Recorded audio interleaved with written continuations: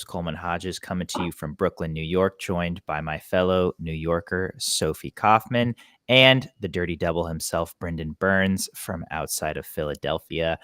Long weekend of swimming. I think we're all still waking up a little, still having our coffee. How's it going? What's up? Let's just get right into it. There was so much fast swimming. I think the biggest surprise to me from the weekend were the relays.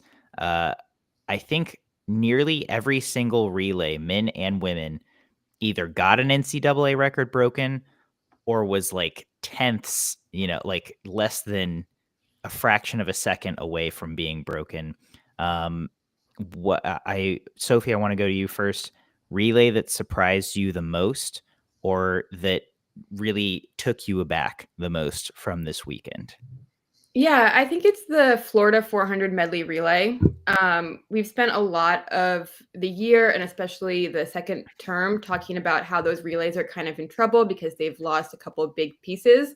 And they really pushed back against that narrative in a big way.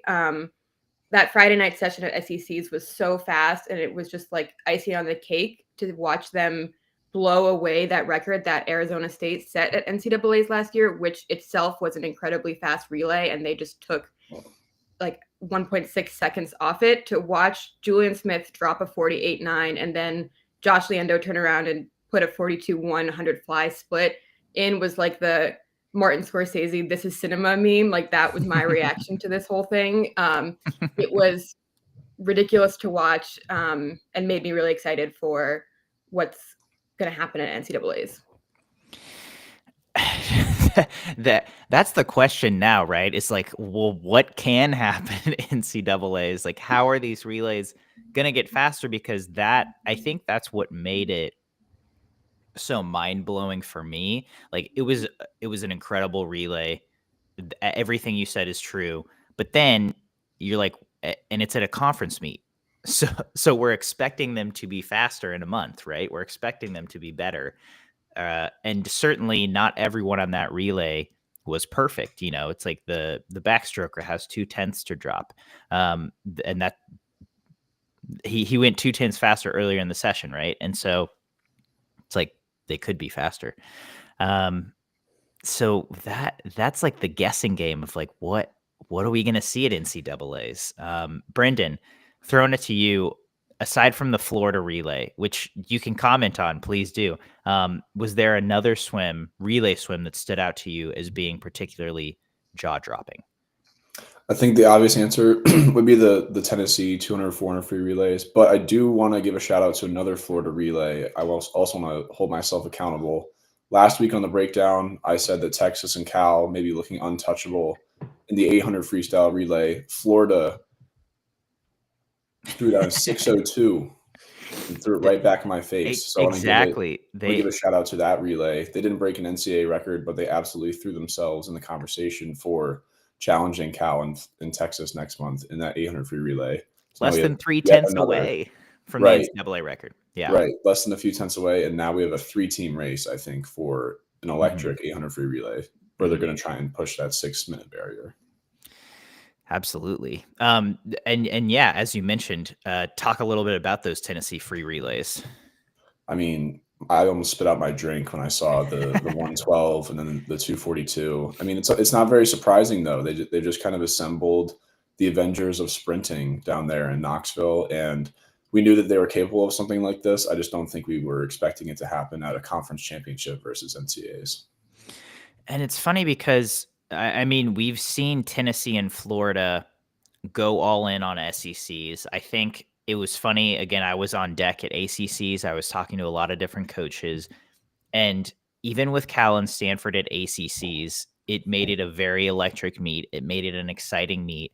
But I do think there are levels to conference championships. And I think SEC is at the top, just in terms of when you go to that meet, you kind of have to go all in a sense, because the energy is so high, and I think it's so easy to get sucked up in the emotion of the meet that even if you're not fully rested or tapered or prepared or whatever, it's like you you're going all out no matter what. And for, I think, the Florida and Tennessee teams, I think they still know NCAAs is coming, but like you can't break an NCAA record and just be like, oh, unrested, unshaved, whatever. It's fine. Like Jordan Crooks had a mustache, sure, but like they were ready to go, obviously.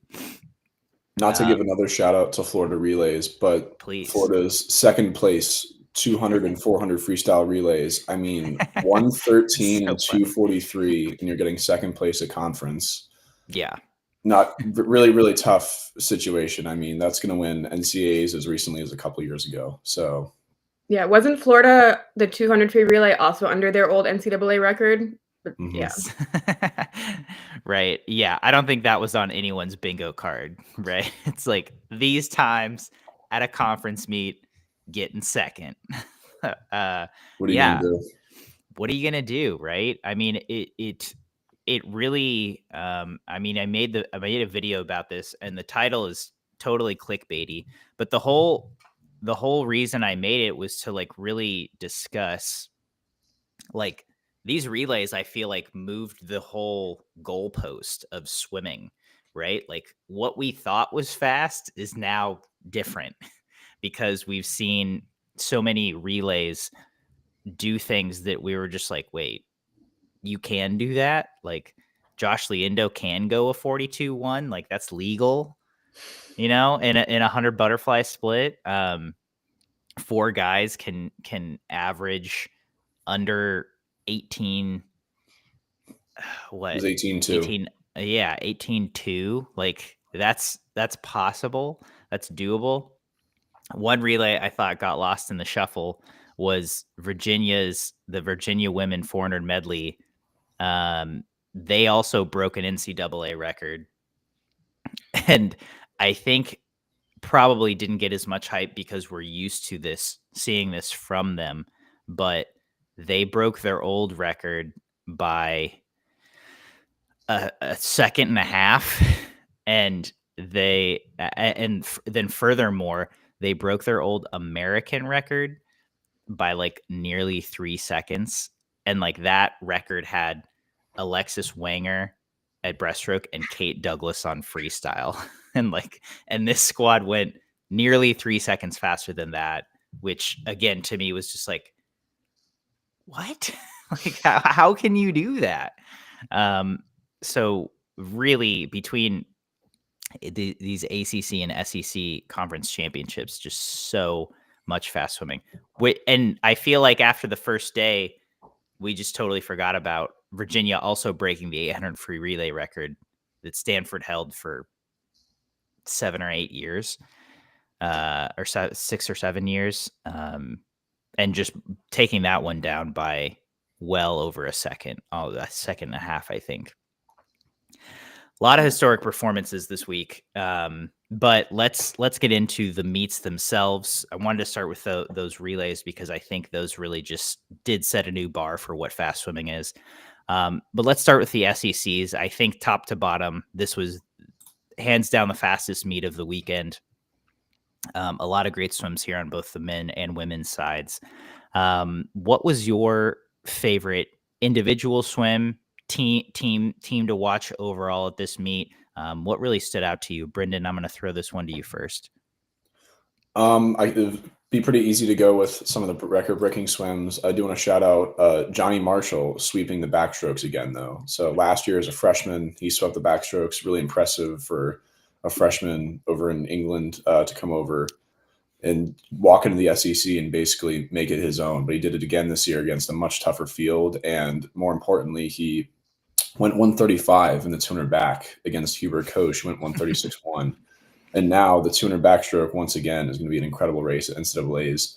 Destin Lasco, I think, was very clearly unrested at ACCs on the Cal squad, but now we know he's going to be fully ready to go at NCAAs, and it's going to be an incredible race next month. And really wondering if Gabe Jett is going to opt to swim that 200 back too. He won it at ACC's 137-1.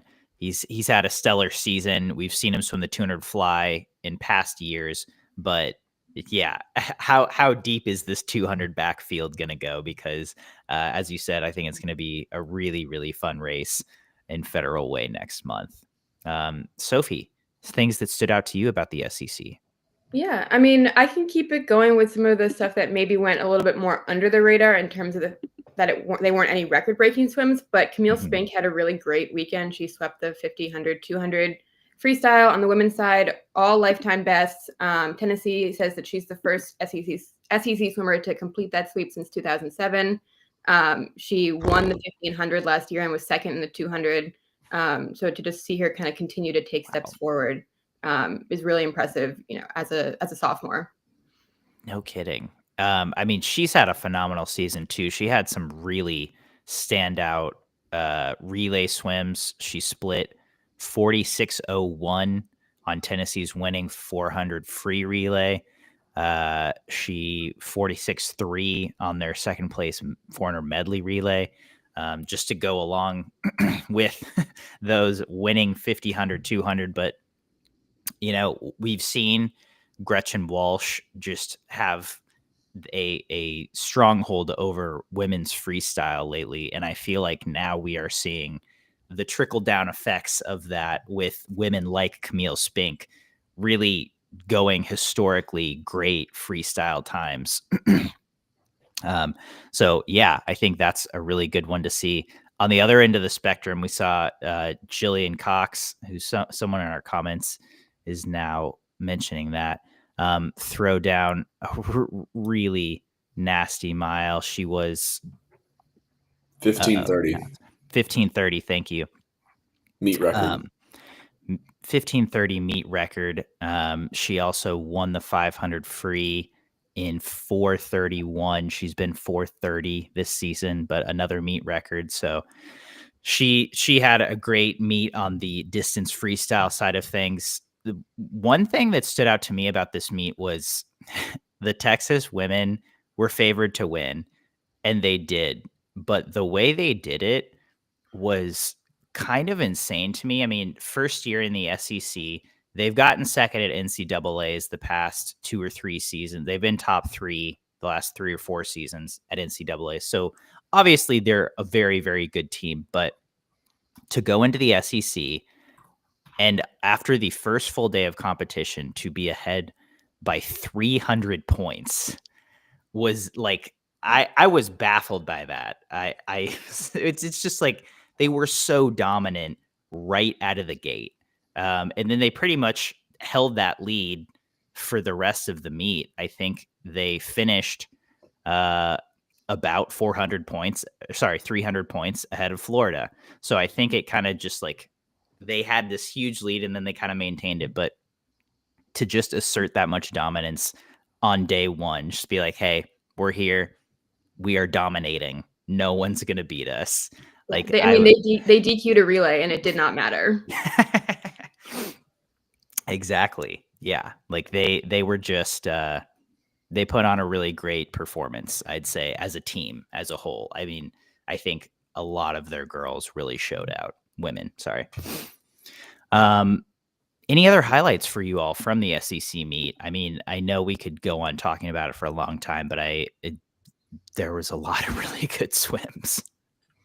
I mean, for me, Bella Sims, she's the third woman to break 49 in the 100 back. She was 49.2 in the individual event and then went 48.9, leading off Florida's relay. She was joking about after her win on her on deck interview about how she just wants to get into the sprint group. But she's kind of earned it at this point. A 48.9 is no joke, and it's really been interesting to watch the place that her season has gone after that disappointment at Olympic trials to kind of come back. She had a really great 500 free at midseason, but to really break out in the backstrokes as well, and the 100 back especially, has been really interesting to see her kind of take on this season. Yeah, I guess, Sophie, general thoughts on her event lineup at this meet. 2 IM 100 back, 200 back, right? Yeah, I think so. I don't think she did the 100 back last year. I might be mistaken about that. But I know she won the 2 back last year. Oh, because she did the 2 fly 2 back, I think. Yeah, so I wonder if it's just that her backstroke is feeling really good, and we're going to see a similar lineup from her at NCAAs. I would like to see her in the 500 free because I think that's just going to be such a great race that, adding her to that mix would just make it that even more exciting. But We need a Sandpipers reunion. If it's the 200 IM is feeling good, then go for it. Why not? I forget what exactly she went in the final. I think she was second to Emma Sticklin, who also had a great weekend. But no kidding. Bella was third, 153.6 to two Texas women, Emma Sticklin and Campbell Stoll. Yeah, I mean, we saw her make switches from SECs to NCAAs last year. You have to, when you have the kind of lineup she does when the meet gets condensed, unless you want the 2 fly 2 back double, which is an option for sure. It's impossible. It can't be done. Yeah.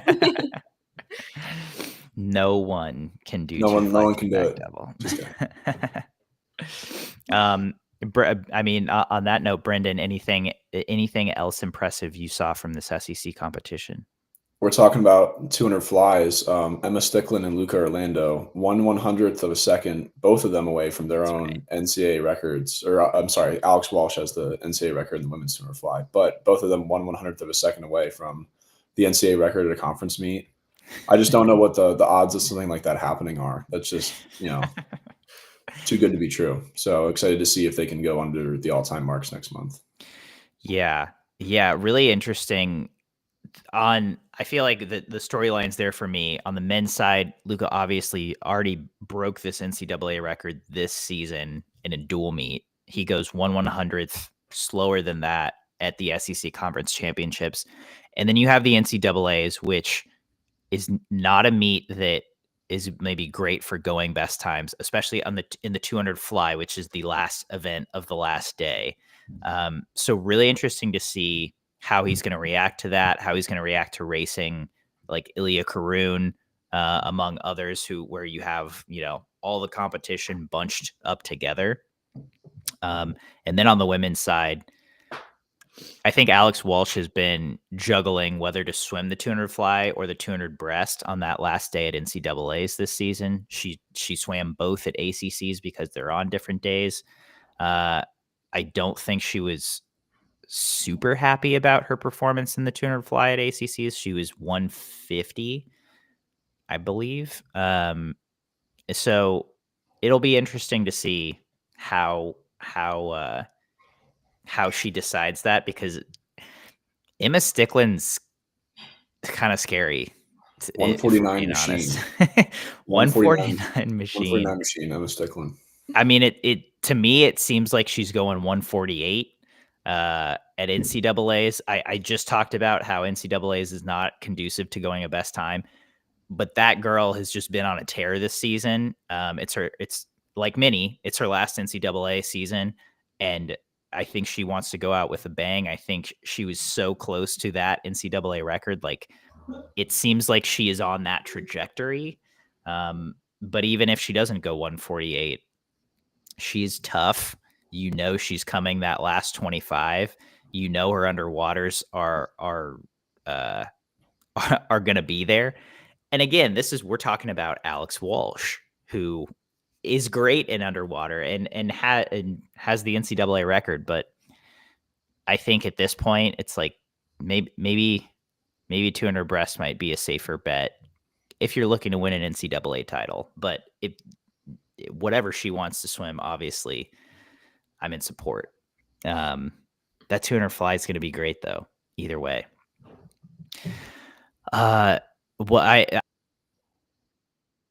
One last note I want to hit. I think day one of a big meet like this is always just and kind of have the most energy in terms of prelims, because everyone's fresh and everyone's coming off the adrenaline of like 2 relays the night before, but that's it. So everyone's kind of ready to go.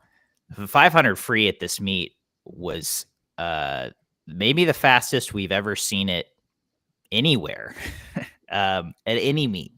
It took 4:39.02 to make top 8 for the women 4:39:03 got ninth. There was 12 women who swam under 4:40 in the prelims of the 500 free. And then on the men's side, there were 11 men who swam under 4:12. It took 4:11:49 to make top 8 at a conference meet. So I haven't looked at NCAAs from last year. I don't know if that's faster, but it couldn't have been that much faster to make top 8. So just a lot of depth in the SEC, and hopefully a great preview for what is in store at NCAAs on that first day, first event. And that's like, I feel like that's just always such a good one to start with, because it's a great race.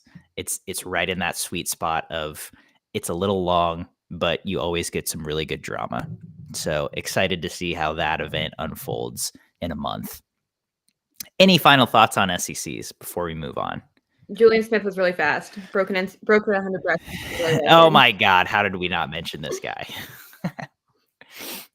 Sophie, do you care to elaborate a little more? Yeah, sure. On I mean, Julian he just Smith? had a great meet. He did the double on the 200 medley, 800 freestyle relay, and put together an incredible performance, the fastest 50 breaststroke split, a 129, 200 free split. So, I mean, you knew he was on form. He has been all season, but this was kind of just a confirmation of that. He's been such a key piece of Florida's relays for so long now. But at NCAAs, usually we see him prioritize the relays. Last year, he only swam 2 individual events and swam on all 5 relays. So it's really nice to see him have this moment in his individual events too. The 100 breast men's NCAA record, I don't think was really on anybody's radar when it got broken at NCAAs last year. And it wasn't really on mine to go down at this meet, maybe at NCAAs, but I was not thinking about that. And then he just did it. And it was like in the same session that we'd seen Emma and Luca just miss the NCAA record and the 2 fly. So it's kind of like another, what is going on at this meet moment. I think that speaks to just the energy and the momentum that can get rolling at this meet specifically.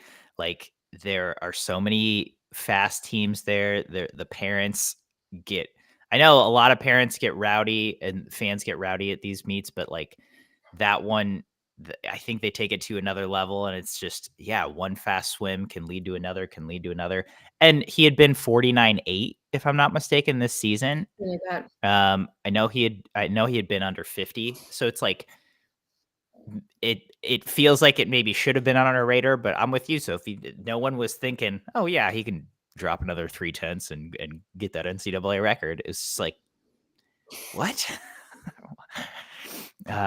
But yeah, he's having a season. He certainly had a meet. I love on our Instagram post about him breaking the NCAA record in the 100 breast, Brian Benzing, who's a Hoosier now, commented legacy meet, which is completely true. I think this really is a legendary moment for Julian Smith, who won swimmer of the meet, won the 100 breast, won the 200 IM, and placed pretty high in the 100 free as well.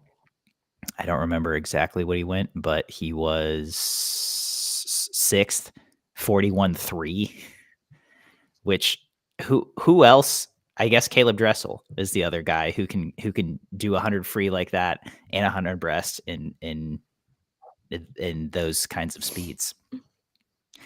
And it also speaks to how fast the weekend was, that it took us this long to get to the one guy who broke an individual NCAA record. All right. So on that note, let's move on to ACCs. Once again, Cal, Stanford, SMU all moving into the ACC. I think that added a real shot of adrenaline and made the conference much deeper in terms of getting second swims. And they made their impact very quickly. I think final scores, Cal men 1, Stanford 2.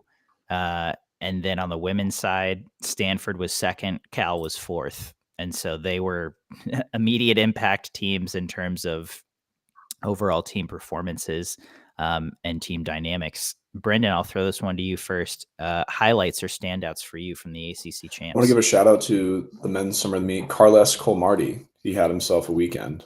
He's been a guy that's been really, really good for a few years now, but he really put on his best, I think, conference performance of his career to date, and he's looking really good for NCAAs next month. Under 150 in the 200 breaststroke.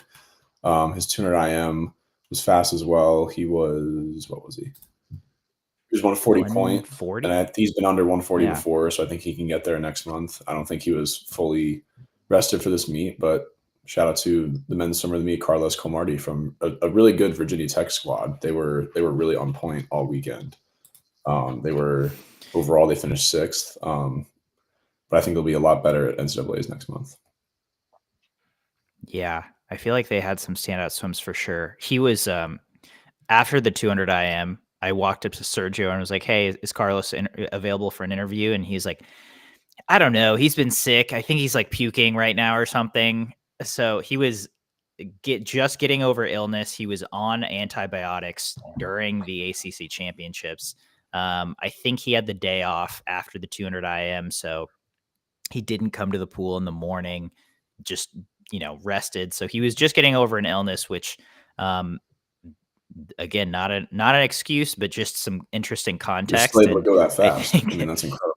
Yeah, he still won the 200 IM by a body length over a really deep, good field. So really impressive. Also didn't realize how tall he was. Really tall guy. I'm gonna guess like 6'4" or 6'5". So, but very cool guy. The interview with him is up on SwimSwam if you're interested. But great shout out. Thank you for that one, Brendan. Sophie, highlights from ACC. Yeah, I think from a team perspective, for me, it's the UNC men. They finished 4th overall. They've looked really good all season. They've been breaking team records very often throughout the regular season, even at dual meets. Coming out of invites, they had 2 NCAA relay cuts, which they didn't have at that point in the season last year. Now they've got all 5 A cuts. They only swam 3 relays at NCAAs last year. So looking for teams that are kind of on the rise, like getting all 5 relay A cuts is a really important sign of a rebuilding or program or the health of any program. So it was really cool to see them. They've been working for the past several seasons, and to kind of have a meet like this and move up in the ACC standings, even with the introduction of teams like Cal and Stanford, who just kind of quickly took over the top. It was a really encouraging sign, I think, for them. I think in a championship format, a team like Virginia Tech is going to score higher than them at NCAAs next month, but it's still like a really strong sign of where the program's going. Yeah, and I think this, to me, this is one of the importance of a conference championships, right? Is that you can have more scorers on your team, or you kind of showcase that depth in a way that NCAAs doesn't really allow for, because you get 3 heats. The field is obviously not as deep as an NCAAs. But I think it was night 3, UNC got 2 guys on the podium in the 400 IM and then the 200 free. And I walked up to head coach Mark Gangloff and I was like, "Hey, you guys had a good night?" And he's like, "Yeah, 2 podiums. Never done that before at the ACC championships in one night since I've been here." It's like, whoa, that's not a good night. That's a historic night, right? That's a really big deal. And yeah, like you said, they really showed out. They were in 3rd on the men's side as a team heading into the last day.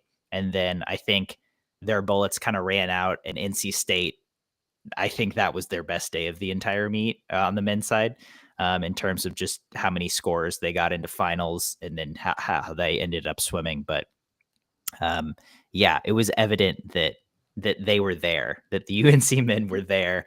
They came to play. And also, it's funny that they got better as a team this year in both as a team, just as an independent unit, but also in the standings, even though, as you said, you had 2 incredible men's teams join the conference. So it was really fun to see them show out and perform. One thing I want to highlight from this ACC championships was just the depth of the whole meet with that Cal and Stanford brought. You had meet records going down left and right. I feel like between Cal and Stanford, they had to have broken at least half of them on the men's side. But then even on the women's side as well, the Stanford women, especially through the first couple days, were not trailing UVA by that much. I think they were within 50 or 60 points through days 2 or 3. Let's see here. After day 3, Virginia 744.5, Stanford 684. So they were 60 points behind UVA, the Stanford women. And this is a Stanford women's team that won the 200 medley relay. Granted, I don't want to say Virginia whiffed it, but none of their top athletes were on that relay. UVA got 5th in that relay, if I'm not mistaken. But a couple of years ago, I talked to Greg Meehan, and he was just like, "We are so bad at sprinting." That was, I think, his quote. Now they're winning the 200 medley relay at a very deep conference championships. They have a lot of swimmers who they have nurtured through their program and are now really are studs, like Aurora Roguehair, who won the mile, almost won the 500 free, A final in the 200 free. Lucy Bell had a sensational meet. I think 3 A finals in both IMs and the 200 breast. So a really deep team on the women's side there, who I think absolutely pushed Virginia. Again, Aurora Roguehair was ahead of Katie Grimes going into the final 25 of the 500 free, and I don't think that was on anyone's bingo card. And then one other thing, Katie Grimes not swimming the mile. First semester with UVA, she's been looking really good. 500 free, 400 IM champion at this meet, and didn't do the mile. I have an interview with her that is going up in the next couple days on SwimSwam. I don't know if she will swim the mile at NCAAs. She mentioned that her mile hasn't been feeling great. I think it makes a little bit of sense. It's a transition period for her. She's getting used to college. She's getting used to a completely new style of training, and aerobically might not be in the place that she once was. Could Katie Grimes poop out a top 3 NCAA mile at any time? Maybe, but she swam the 200 fly at this meet, was in the A final. She has a stellar 200 back as well. So pretty curious on that to see what events she ends up choosing at NCAAs, because on paper it seems like, well, obviously she's going to swim the mile, and at this point I'm not so sure. Brendan, any other highlights for you from this ACC championship? I wanted to highlight the women's 100 breaststroke. The top 13 were all under a minute. So we've been talking about the depth at this meet. Pretty incredible that 13 athletes were able to get under the vaunted minute barrier. And then Kaylin Gridley, 58.2. She was the champion, took down Olympic gold medalist Emma Weber of Virginia. Gridley won by 4/100ths of a second. It was a great race at the touch. The top 3 podium, they were all 58 mid. And I don't think that was a race that got a ton of attention, but it was, if you break it down, it was an incredible race. Mm-hmm. Yeah, super close. And also Skylar Smith, who ended up getting 3rd, she was out first. And so a really great race just to watch, because you had her going out, you had Weber and Gridley really making final pushes. And then, as you said, 4/100 separated the top 2. Yeah, great race. I have an interview with Gridley going up as well soon.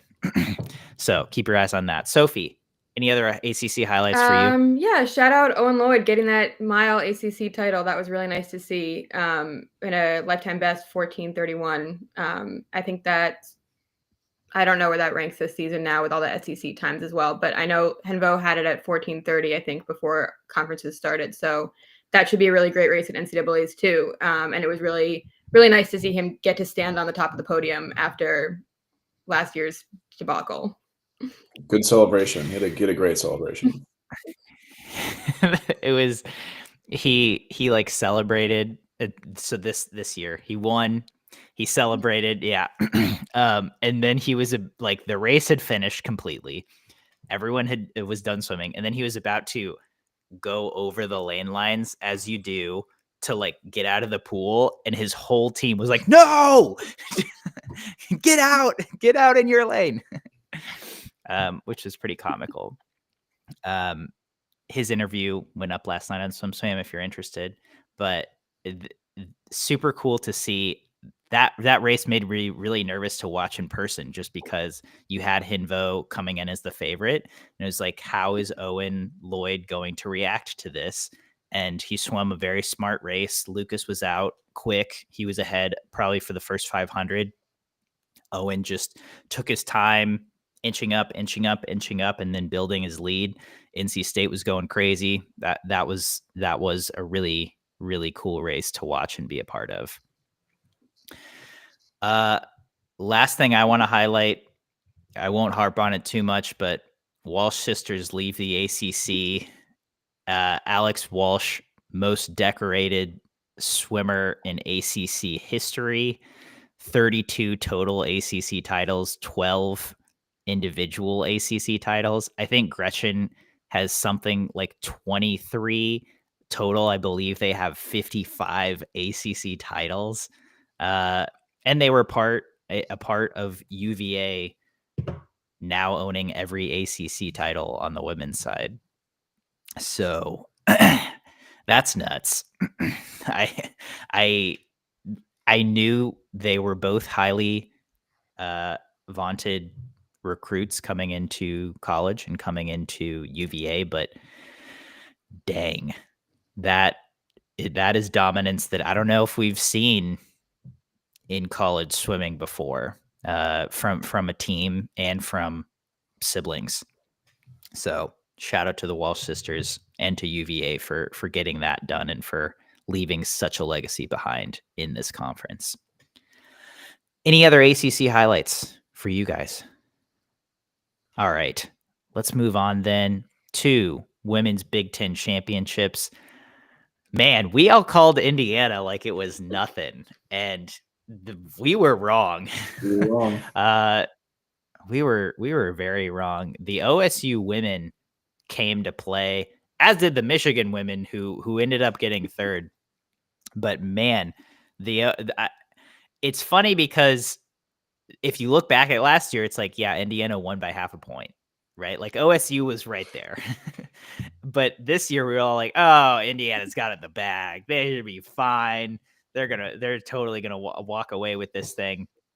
And yeah, the OSU women, led by a really stellar freshman class, just completely dominated this one, from start to finish. Brendan, you were there live in person. What stood out to you about this meet? I think the first night was kind of a preview of things to come. Ohio State's all freshman 800 free relay put on an incredible performance. That 800 free relay final was really, really deep. I believe top 3, if not top 4 teams were all under the previous meet record set by Michigan. But specifically with that Ohio State relay, all 4 of those freshmen on that relay were big, big contributors to them taking back their team title at home. I believed in my team too hard. That's okay. Congrats to Ohio State. Winning a conference championship in your home pool is a really special feeling. So hats off to them for an incredible meet. Sophie, yeah, your thoughts on this? I mean, I think it was really interesting the way they won this title, right? Like, yes, it was surprising to see the OSU freshmen do so well and make such a big statement. I certainly wasn't expecting that, and that's part of why I thought Indiana was going to win, just because OSU graduated so many kind of key contributors to that conference team last year. But the Buckeyes only won 2 individual titles this whole meet, so a lot of this was their depth really showing out for them, which was really, really interesting to watch that unfold. It looked like it was going to be a really close 3-team race, kind of about halfway or so through the meet, and then obviously that Michigan DQ, the relay DQ, kind of took them out of the running, which was tough to see for them. But even though it didn't come down to half a point like it did last year. It was still a really interesting team race to kind of watch unfold in the standings as the finals would swim and the points would change on Meet Mobile. Yeah. I mean, I like after that first day, let's see. So after the 200 free relay, so after the first full day of competition, OSU led Michigan by 50 points, and then Indiana was about 60 points behind Michigan, 50 points behind Michigan. So, and so you had this separation, and I was pretty surprised that Indiana ended up coming back and topping Michigan by 100 points. But they were still about 60 points behind OSU in the final team scores. So because Michigan came out swinging, I mean, they looked so strong through those, really the whole meet. Their depth really showed out. They won quite a few titles at this meet. And again, this is a team that maybe flew under our radar for this entire season. And I think maybe we'll see how they end up performing in NCAAs if they have like that top end speed as well as the depth. But in terms of a conference championships, they looked really deep as well. All of Michigan's relays were either DQ'd or they won the meet and broke the record. So I mean, take it. Yeah. Did they get DQ'd twice or just once? And then they won the other four relays. Yeah. Good God. I did not realize that. That is really, really impressive. And I think that's why we were all able to say Indiana is going to win the meet so easily, because Indiana has such a good top end, right? But that's the cool thing about a conference championships is you really get to see that team depth. And I think we really got to see that with OSU and Michigan at this meet. That's one thing I really respect about Ohio State is that when you talk to their head coach, Bill Dorencott, he will openly say, we go all in for the conference championships. Like that is our deal. That is the meet where I think at least on the women's side, like that's where we want to shine, because we don't necessarily have the best NCAA team. We're not going to place top 3 or top 5, or certainly we're not going to win an NCAA championship. We can win a conference championship. And like, that's a big deal. That's what we're going to get up for. And I think when any kind of team knows their identity or has an identity and sticks to it, like it's cool to see, like they're being true to themselves, and goal accomplished, I'd say, in this regard. One thing I really liked seeing, I feel like we maybe never talk about her as the athlete she is, but Phoebe Bacon just showing out. She's a 2-time Olympian. I don't think many people picked her to make this Olympics in that 200 back, but she ended up doing it. She wins Big Ten title number umpteen in the 200 back, 148.7, just crushes the field. She's 0.3 away from beat her fellow Badgers meet record, Beta Nelson, 148.4, wins the 100 back in 50.1 by over half a second, and also wins the 200 IM by a second and a half. So she really had herself a meet, led a pretty strong Wisconsin women showing. They ended up getting 4th, only 14 points ahead of Southern Cal. But they really got the job done. What did Miss Bacon?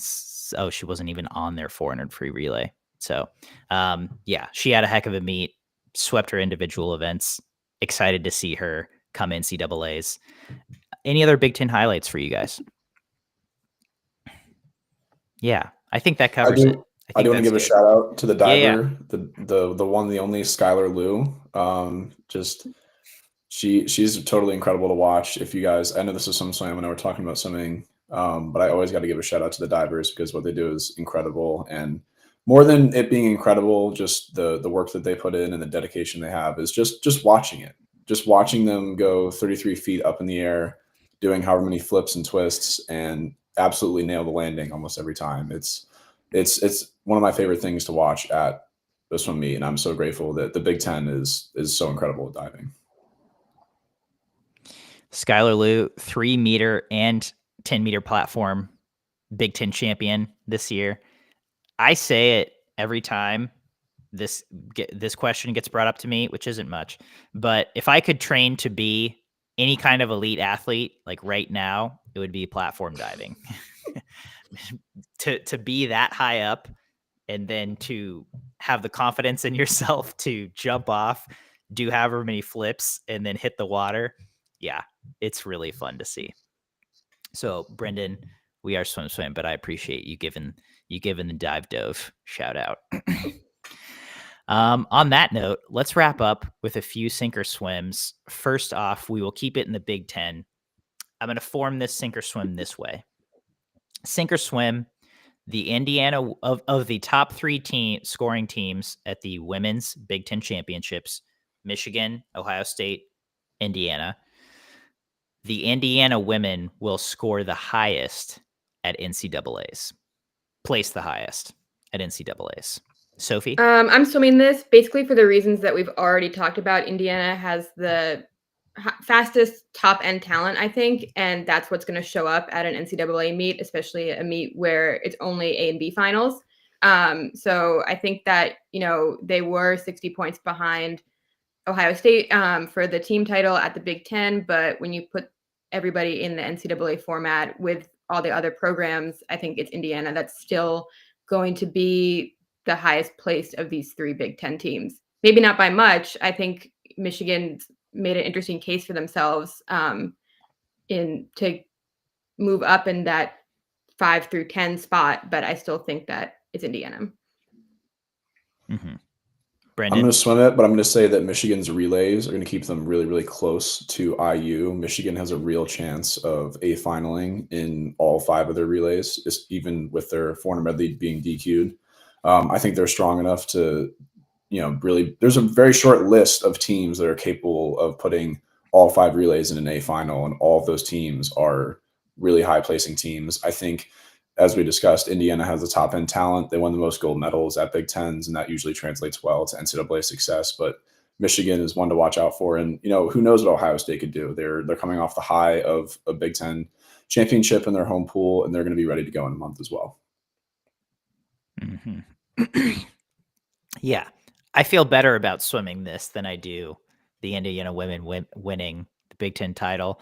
Obviously, hindsight's 2020, but between Christina Pagel, Chingan, who won the mile, and obviously Anna Poplawski, Miranda Grana, between those 4 athletes and diving, I see Indiana racking up some serious pointage at NCAAs.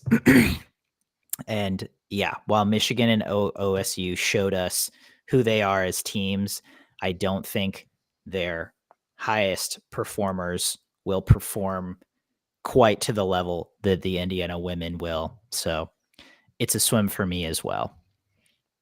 Going back to the ACC. Oh, we're talking about a relay sweep again. Will the Virginia women sweep the relays at NCAAs? I'm going to swim it. I think they're going to diversify their their swimmers a little more than ACCs. I think that the 200 medley relay, they'll put some serious firepower on that. I think Gretchen will be on that instead of the 800 free relay. Did I say free? I meant medley. 200 medley relay will have some serious firepower, and I think they have the depth to pull off the 800 free relay too. I'm thinking Amy Canny, Alex Walsh, Katie Grimes, some other 4th swimmer. We'll see. We thought this was going to be the case last year, and it wasn't. Stanford upset them, I think. Someone upset them in the 800 free relay. Florida. Sorry, Florida.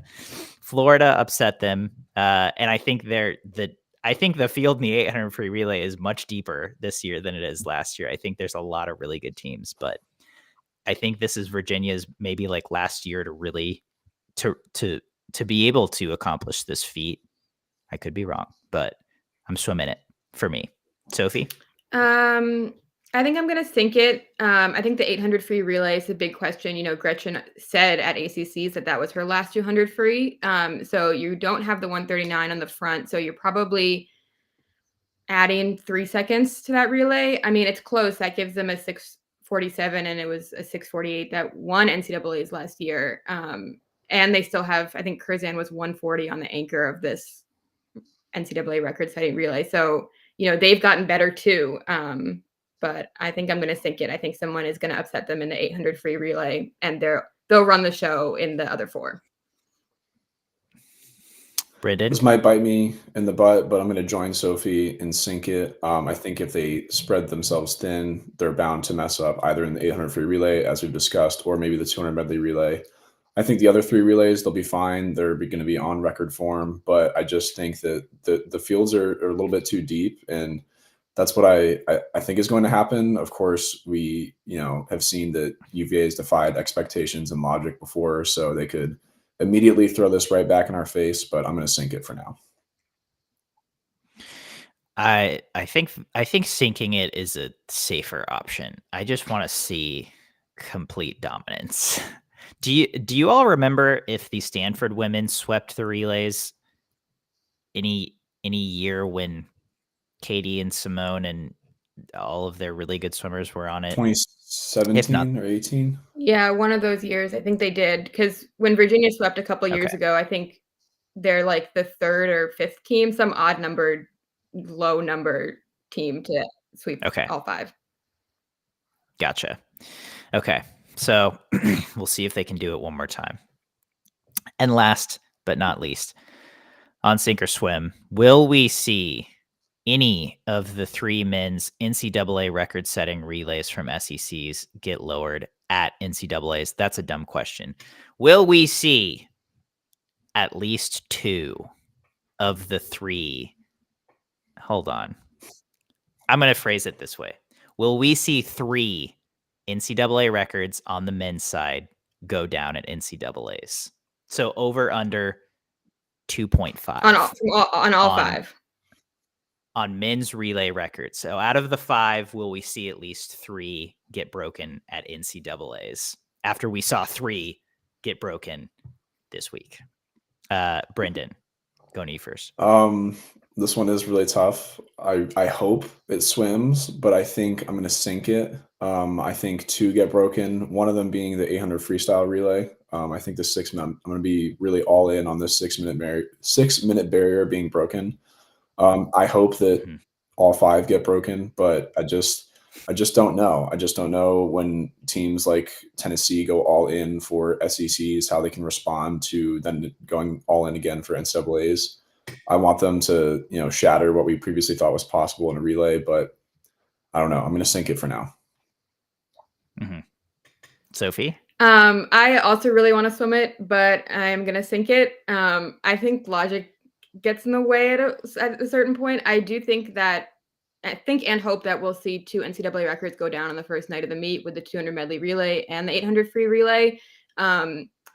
They've just pushed the bar so far with these 3 that they set at SECs, and it's a totally different meet format. Like Josh Lando and Jordan Crooks both had the day off before the 400 medley relay at SECs, and they won't have that this year at NCAAs, excuse me. So I definitely don't think that one's going down. And then I don't know. I just don't think those Tennessee relays on 200, 400 free were no joke. And I think those are really hard to replicate, especially when you've got a 39.5 on the end of the 400 freestyle relay. Dude, that 39.5 from Jordan Crooks is something else. It's so crazy that Tennessee's 400 free relay was like, well, I think it was like 41 low, 41 low, 41 low for the first 3 legs, right? And they were like half a second behind. Going into like they needed a 39.5 to win. Like that's, how could you think that, oh, I've got 3 41 lows on my relay, I will be behind? Yeah. We've gotten to this Nuts. point also, guys, we completely forgot about one of the best storylines from SECs. The tie. God. Jordan and Josh tied in the 100 free. That's unbelievable. It's unbelievable that these 2 sprint powerhouses both went 40.45 on the last day in the 100 free and tied for SEC gold. How do we miss that? That's why because there's so many things happening at that meet. That's why I'm saying logic be darned. I'm swimming 5 relay records. Just kidding. We'll see at least 3. I am hard yesing that one though, because I think that what the Tennessee men did was sensational, and I hope they are able to replicate that. But I will bet on the Florida men getting better, because we have seen this for years and years. I was talking to one coach about their relay culture, right? And it's like, he was like, this needs to be studied. Like there needs to be like an official like examination on this, because they get up for relays in a way that I don't think we've seen any other team do, certainly not in the last 10 or 15 years. Like no matter how their individual swims go. And this goes back to, McGuire McDuff and Adam Chaney. Like they would do whatever they did individually, and then they would go swim on the relay and go times they're just like would have won the event, or like been top 3. And we're just like, what? And it happens every single year. So while the Florida men swam sensationally fast at SECs, I believe they will swim faster at NCAAs. Especially in that 200 medley relay that Tennessee ended up breaking the NCAA record on. It took a 17.4 anchor by Jordan Crooks for them to win, right? Like Florida was ahead with 3 legs in. With a 22-1 breaststroke split. With a 22-1 breaststroke. Like they lost with an 18.4 anchor, right? So I think, and maybe it won't be Florida that breaks all of these records, but I think we will see 3 relay records at least get broken. I'm swimming it. So fingers crossed. That's what I'm hoping for. Any final thoughts? This has been a whirlwind. Just trying to think of like what crazy SEC swim we missed, and then we're gonna end this and be like, oh right, that happened. Dude, yeah, there's so many. We saw so much fast swimming. I'm honestly a little bit glad that this weekend we only have men's Big 10s and Big 12s as the conference championships, or sorry, as the Big 4 conference championships. There's so much swimming happening this weekend, but I think the energy will get brought down a little bit for those 2 meets. I don't think it'll be quite as earth-shattering. So anyway, that's our breakdown. Thanks so much for joining us. Thank you, Brendan. Thank you, Sophie. And we will see you, swimmers